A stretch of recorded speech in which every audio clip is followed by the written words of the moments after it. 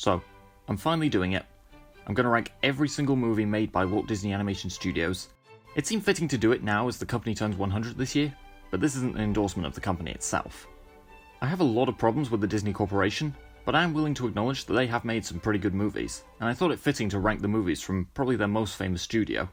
So this is simply the movies from Walt Disney Animation Studios, and doesn't include any animated films from outside this studio, such as Pixar or Disney Toon. While this studio can put out the odd stinker, they've also made a variety of great movies, through both 2D and 3D animation. Many of their movies have become iconic, and for good reasons. I will establish in advance that I haven't actually rewatched all the movies for this specific video. When doing ranking videos, I've made a rule that I have to watch all the films or shows eligible, even if I've seen them before. There is one exception to this rule, however, and that's if I've seen the film or show twice and liked it neither time. And in this case, I've actually covered these films in previous ranking videos. For Pocahontas, it was in the Disney Renaissance ranking video, and for Chicken Little, Ralph Breaks the Internet and Frozen 2, it was in the Disney CGI ranking video. I have put more thought into my opinions from before, but it's mostly more points on why they don't work. And speaking of which, I have covered quite a lot of these movies in previous ranking videos, so I don't want to repeat myself too much, especially since this video will be quite long without it. Unless my opinion has changed on any of them, but I will provide points on why I like or don't like them either way. So, with this out the way, let's get started. The Three Caballeros is one of the most boring movies I've ever seen. The 1940s was a time where Disney released Pinocchio, Dumbo, Bambi, and a ton of anthology movies. While one of these was great, the others ranged from mediocre to shit. And this one is shit. The movie sets itself up to make you think Donald Duck will play an important part throughout, but he's pretty much sidelined for the first 30 minutes, and we don't even get the titular Three Caballeros until the 42-minute mark. Then when he does become a major character in the movie, he basically just gets a feathery boner for lots of different women, leading to a bizarre scene in which he arrives on a beach and flirts with a ton of women. It also makes the Lay You're Loving Me song sequence in Mamma Mia look normal, and the characters just talk and talk endlessly. Characters, or the narrator, spell out practically every individual thing like an episode of fucking Peppa Pig or something. I suppose the combination of live action and animation looks good, especially for 1944, and the part with the train is potentially intriguing, but it ends before it can go further. And I think that's it for positives. It's an almost worthless experience that I have no plans to revisit. Another really boring anthology movie from Disney. I can't remember anything that happened in most of these segments, but I'll sum up the ones where I do have something to say. Bumble Boogie is okay, and has some creative visuals. The Legend of Johnny Appleseed is okay, and has some sense of story to it. Little Toot is boring. Apparently it influenced David Mitton, the original director of Thomas the Tank Engine, to create Tux. Fuck, really? But Tux is so much better. Trees is briefly interesting because of its visuals, but grows stale quickly. And yeah, I have nothing at all to say about the rest. Just pure boredom. Oliver and Company is shite, but I put it above these movies because at least it tells a story, albeit a very, very loose one. It's an adaptation of the story Oliver Twist, a very dark and gloomy story. I've not read the book, but I've seen the film adaptation of the musical, which I loved. And what does Oliver and Company do?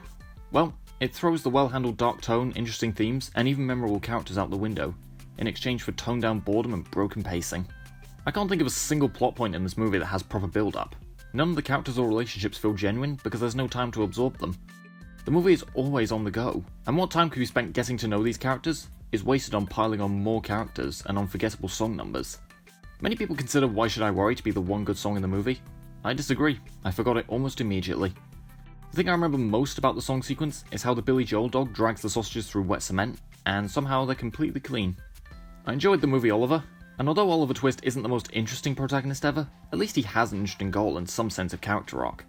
While it does have some fun song and dance numbers, they don't feel inconsistent with the otherwise rather dark tone of the movie, and it does have many memorable characters who we actually do have time to get to know.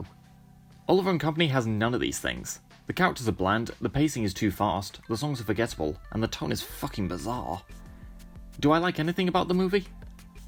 I suppose the backgrounds look decent, even if the characters themselves look cheap, and the lead up to the villain's death is decent, which isn't something I can say about the rest of the movie. And yeah, that's all I have to say.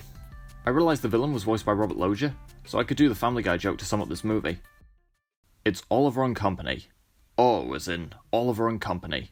L as in Luke, did you see Oliver and Company? It sucked arse. I as in I thought Oliver and Company sucked. V as in Vincent, did you see Oliver and Company? It sucked arse.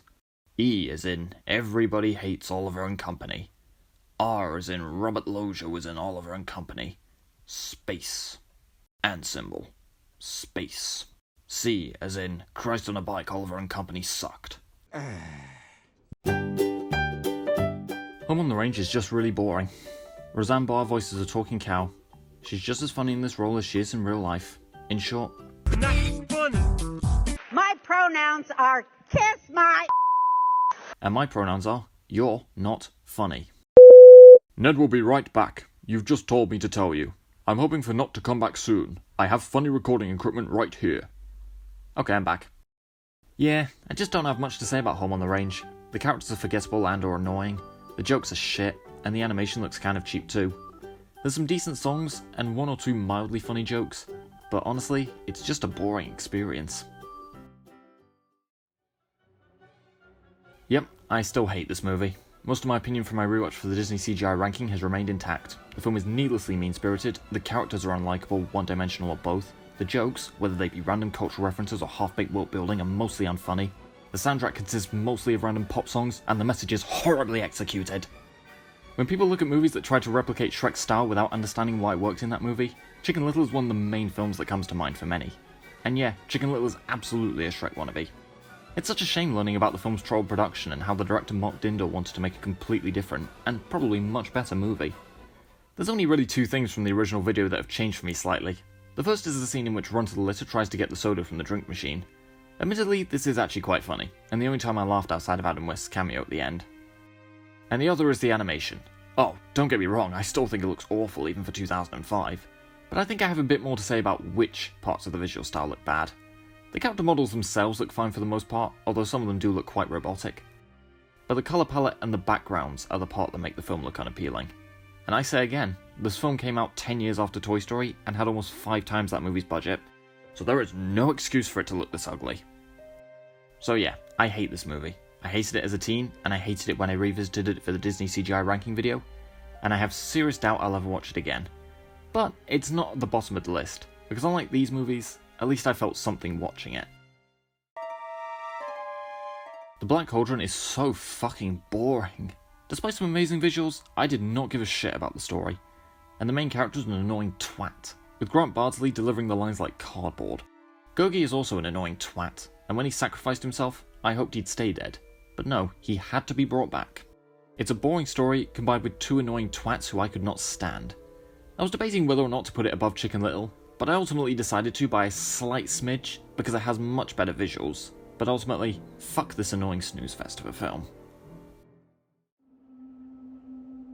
I was honestly too nice to Dinosaur in my Disney computer animated ranking video. While the first 8 minutes are pretty awesome, the boredom of most of the rest of the movie makes it hard to call passable. I don't remember any of the characters in the movie, and the fact that they talk ruins any sense of realistic illusion I could have gotten. I'm also kind of on the fence about whether the CGI is good for the time, especially since Jurassic Park has aged better, and the bare resemblance of plot is just so boring and predictable that I don't care. I considered putting this below these movies, but I can't really bring myself to, because the best parts of the movie are pretty great. These being the first 8 minutes, with some pretty great cinematography, a majestic score, and most especially, no dialogue. And, well, James Newton Howard's majestic score, which is strong throughout. I prefer to just listen to the soundtrack on its own, so I can sit perfectly still and appreciate the music. But, in spite of these good aspects, Dinosaur is mostly just a boring, predictable movie. Wish, the latest film from the studio. And it's one of the Disney movies. Something a lot of people have mentioned is how strange the art style is, and if you thought that Strange World reference was forced, don't worry, I'll get to this film's forced references.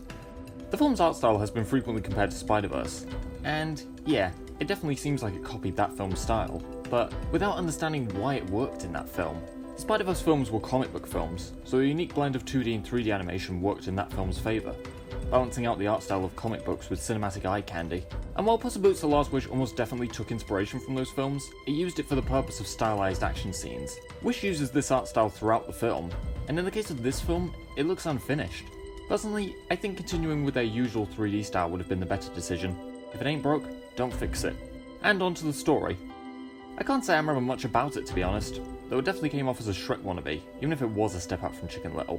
The film also has homages to many Disney films, and they feel simply like fan service. If I want a great homage to Disney's past works, I'll watch Once Upon a Studio. That's all I have to say at the moment, and I can't say I'm big on the songs either. Briar and the Last Dragon is boring. The visuals look amazing, and the music is often quite good, but I just found the story really boring. I don't remember much about the characters, apart from Sisu, who just annoyed me. I put it above Dinosaur because its visuals are more likely to stand the test of time, and there's more sense of story to it, but that's honestly the best I can say about it overall. I legitimately wanted Edgar Bergen to smash those ventriloquist dummies. Fun and Fancy Free is another bad anthology movie. This one has two segments, one completely boring, the other could be decent, if not for those annoying dummies interrupting repeatedly. Bongo. Visually stunning, but void of interesting storytelling. Basically just a bland rip-off of Bambi, and to some extent Dumbo. Mickey and the Beanstalk. To be fair, I have a little more to say about this one. I thought it was just going to be Jack and the Beanstalk with Mickey Mouse thrown in, but it has some merit to it. I liked how the giant was built up as a huge threat, but he's actually an idiot, who also manages to be a legitimate threat. They struck an almost perfect balance there, it's funny. Otherwise, there's not really much to it. And oh my god, those fucking ventriloquist dummies! Ah! You could have had a decent segment, Disney, but you just had to throw in those obnoxious fucking dummies! Ah! So, it's mostly just a boring and sometimes annoying experience, but it was entertaining occasionally. Again, most of my opinion from before still stands.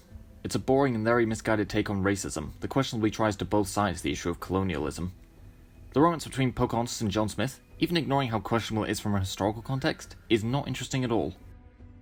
I just don't have much more to say about the film that I haven't said before. The animation, the instrumental score, and the songs just around the riverbend and Colours of the Wind are great.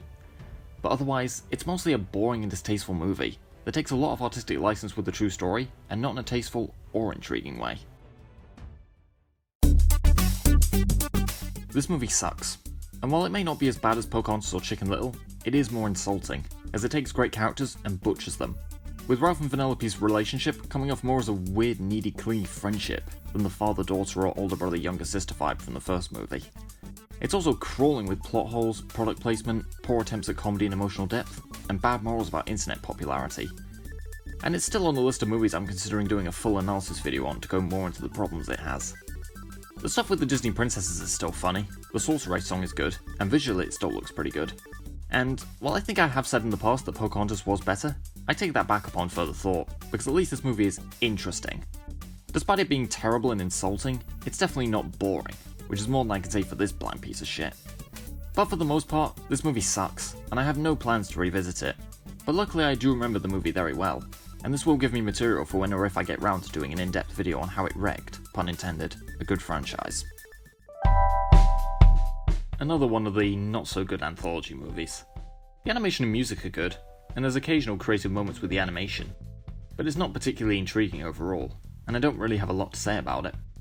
The film tries to be educational a lot, but, well, it tries to be educational too often, and when it tries to be fun, it often just doesn't really succeed, even with the odd creative moment or joke with Donald or Goofy.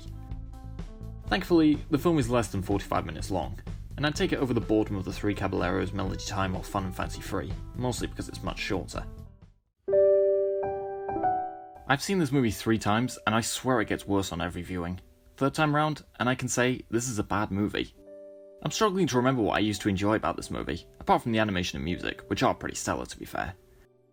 I think the main problem with the movie is the script. The slapstick with the animals is not only just kind of boring, and pretty much a cheap knockoff of Tom and Jerry, but it goes on for far too long, and takes up at least half the movie. Then the other half, which actually focuses on Cinderella, you know, the titular role, basically leads to an outcome that Quentin Tarantino would almost definitely have a wet dream about. And it's not particularly interesting either. Cinderella and the Prince are both bland characters, and the latter is just a plot device. They spend so much time together at the ball, but he somehow doesn't learn her name before midnight. Also, if the slipper was a perfect fit, how did it slip off? And that's all I really have to say, to be honest. It's just kind of a boring movie, really. Visually stunning, but ultimately a style over substance movie. Lady and the Tramp had enjoyable moments, and yet, by the time it finished, I remembered very little about it. Mostly the spaghetti scene, and the scene with the horribly stereotypical Siamese cats, who never appear again afterwards. The story just kind of feels aimless, And while I can commend Disney for not doing the love at first sight trope, the romance between the titular characters is not that interesting. She gets angry at him when discovering he's had multiple girlfriends before, but then it's resolved in the next scene.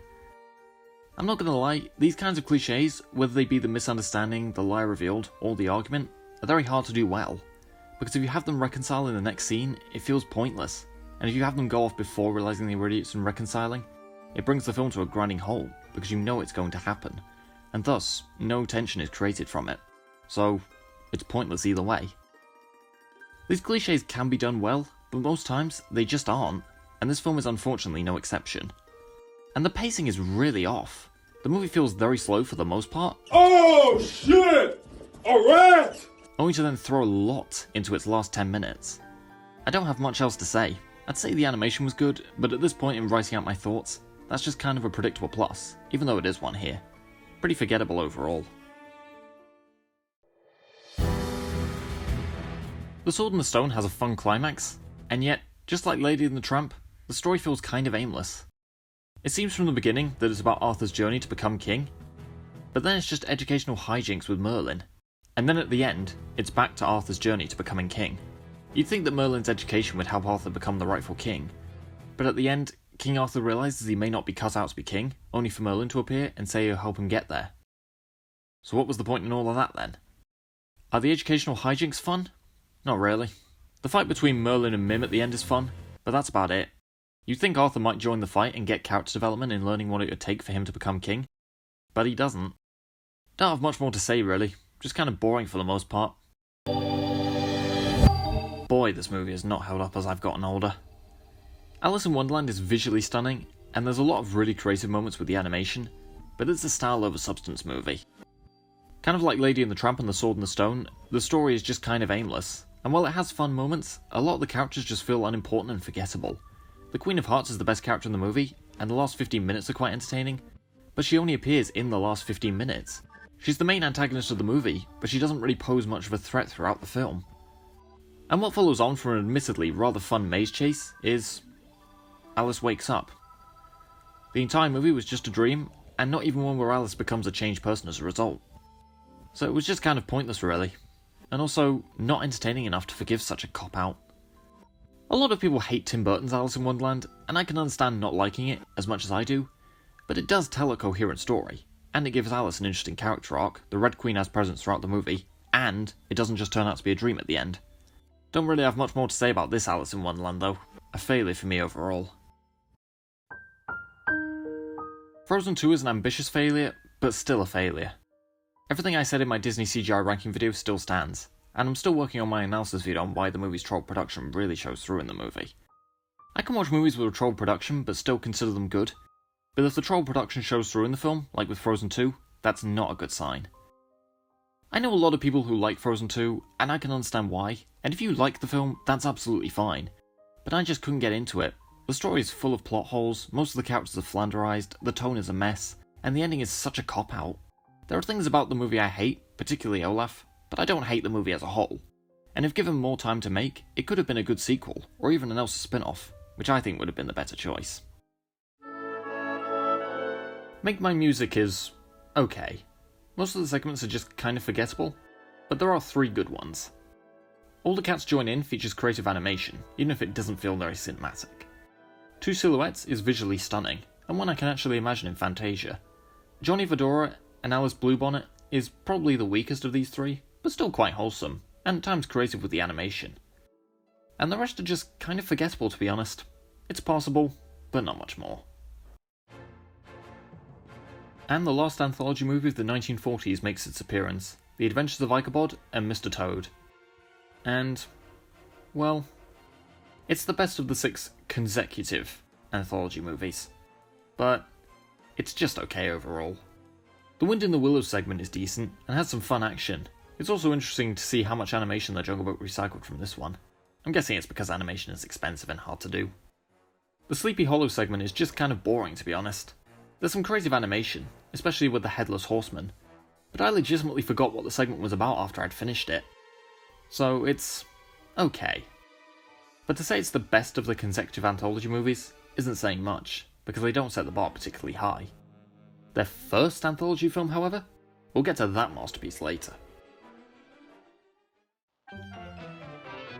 Never been particularly big on the Aristocats. Aristocrats? Oh wait, very different movie. It's okay, but not much more. I can understand why people like it, and it's mostly harmless, other than the obvious. Yikes. But it didn't do much for me. The songs are pretty forgettable, and the characters aren't much to write home about. There's some fun action scenes, particularly the final one, but as I said earlier, there's not much to write home about overall. As with my first viewing, just kind of meh. All my pros and cons from the Disney Renaissance rankings still stand, though I will add the music as another pro.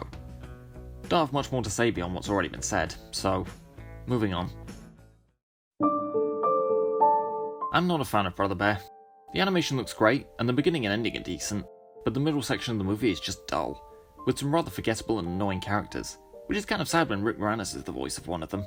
Phil Collins comes back to do the songs, and the use of songs has a similar problem to Tarzan, but to an even worse extent, with the quality of the songs going on a downward spiral. Once again, we have Coda singing the start of On My Way, only to then cut to Phil Collins singing. Then we get Welcome, which is a laughably whimsical song about a bear tribe. Then, most insultingly, it leads to a rather promising moment in which Kenai realizes he killed Coda's mother, and eventually confesses the truth. But you have the overly dramatic No Way Out playing over it, which ruins the tension. Why do Disney keep on having the characters sing what they say, only to then have Phil Collins interrupt? And in this case, unlike Tarzan, I don't think any of Collins' songs are particularly strong this time. Visually stunning, but void of interesting story, characters, or songs. It's kind of about a man. Oh man. Oh God. Oh man. Oh God. Oh man. Oh God. Oh man. Oh God. Oh man. Oh God. Strange World is a mixed bag. Jaeger is entertaining at times, the animation looks great, and having a queer main character is a step in the right direction for Disney. But it's not particularly noteworthy otherwise. The movie flopped at the box office, and I'm wondering if there's a specific reason for it. Is it because Disney refused to censor the LGBTQ+ references for release in other countries, which I absolutely support? Or did Disney not market it properly because it had a queer main character in it? But looking at the movie without its marketing, yeah, it's pretty mid-tier overall. First time I watched this movie was back in 2021, so I could join my friend Sophie in ranking the Disney princesses. At the time, I considered the movie decent, but Princess Aurora to be a bland protagonist. Aurora bored me. Alice, am I right? Rewatching it for this ranking video, she's still a bland protagonist, and the movie is a little worse overall.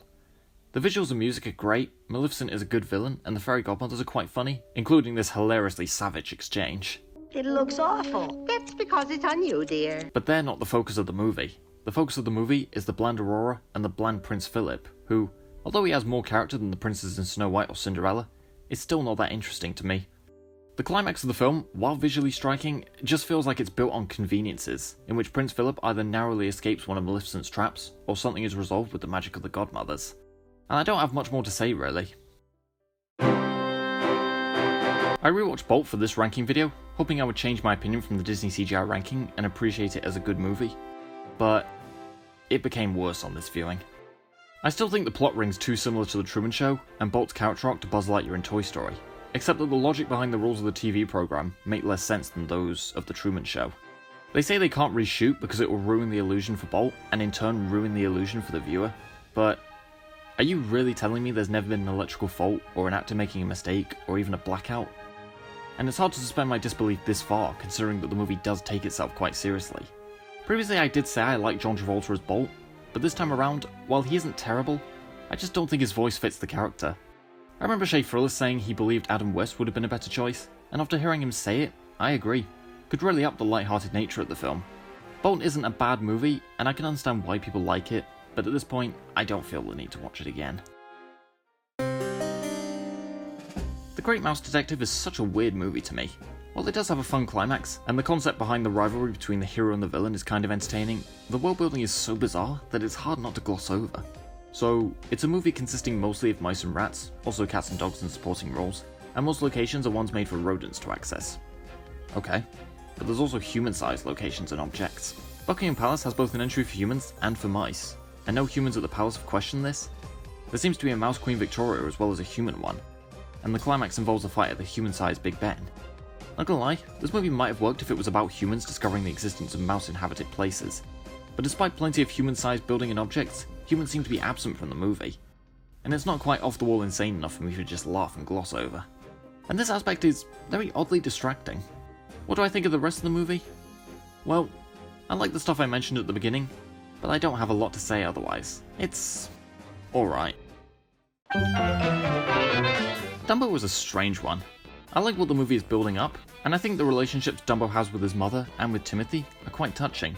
The animation also looks great, and the song Baby Mine is very nice to listen to. Where the movie really suffers is with its pacing and coherence. The last 20 minutes feel like an absolute clusterfuck.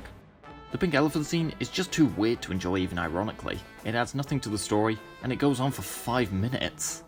And the scene in which Dumbo is given the feather to help him fly didn't feel fleshed out enough, especially since in the very next scene, he realizes he doesn't need it. The movie is just over 60 minutes long, and I feel like they should have put less of that runtime into the pink elephant scene, and more into the plot point about the feather. So, it's a decent movie, but not much more, and it's definitely not on the same level as the iconic Tom and Jerry short Jerry and Jumbo. Atlantis: The Lost Empire is pretty average. It has some quite interesting characters, and the world of Atlantis is quite an intriguing one, and my god does it look amazing. But all this is brought down by a predictable story and bland villain, and that's a shame, because if these things were fixed, this could be a good movie overall. Not bad, but far from Disney's best. And that's part 1 of my ranking. Stay tuned for part 2, which will be coming soon.